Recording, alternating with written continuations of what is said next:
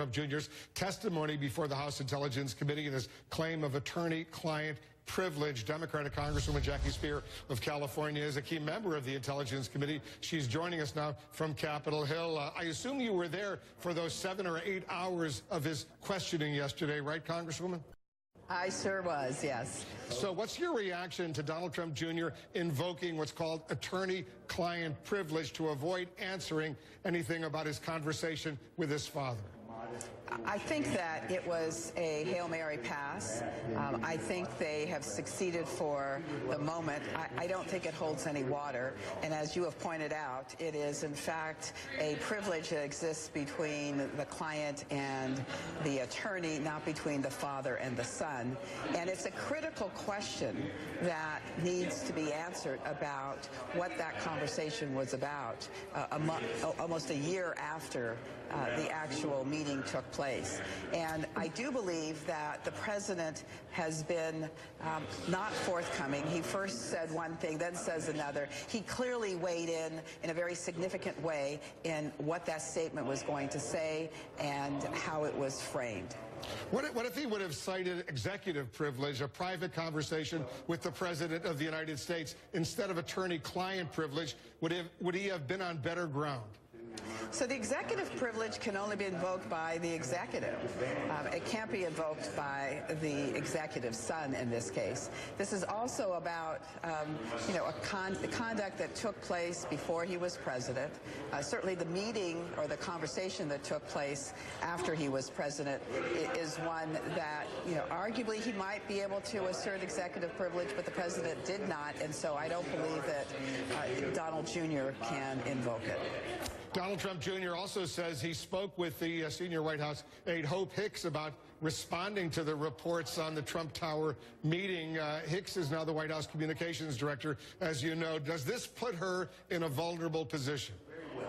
Well, I do believe that she has been called by the special counsel, at least those are the public reports that we've heard, and she has a very privileged position working with the president, probably privy to many meetings and conversations that most people are not. So it will be interesting to find out to what extent her testimony would suggest that there's obstruction of justice. What questions do you want Donald Trump Jr. to respond to that he didn't answer during those 7 or 8 hours of questioning yesterday? Are there other examples that you want him to answer? Well, there certainly is a lack of clarity on many issues because he either didn't recall or did not know. And it was surprising to me that as executive vice president or senior vice president of the Trump organization, he was unaware of the relationships that the Trump organization had as a company with many Russians in business activities. And part of what we're looking here is how did Russia infiltrate so much of what is going on in this country, whether it was the election system, whether it was the actual campaign process, or whether it was creating a relationship with a potential president that would allow them to have undue influence in terms of many international issues. The ranking member of your committee, the Intelligence Committee, Democratic Congressman Adam Schiff, also says he's beginning to see pieces of the puzzle fall into place in terms of what's described as possible collusion between the Trump campaign and Russia or obstruction of justice. Do you see the dots being connected right now? I do think that the obstruction of justice case is one that will be made by the special counsel, Bob Mueller.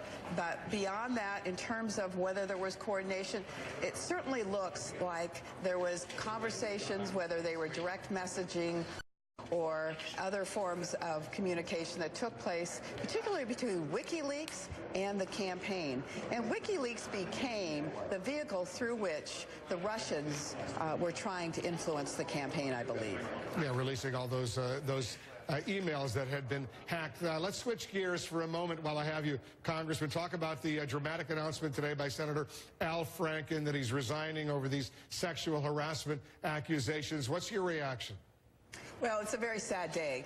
It's a sad day because I think Senator Franken was doing an outstanding job as a senator. Unfortunately, his conduct before becoming a member of the Senate was really inappropriate on a number of levels. And we say zero tolerance for sexual harassment in the halls of Congress, and we have got to stand up for that principle for all the women that work here.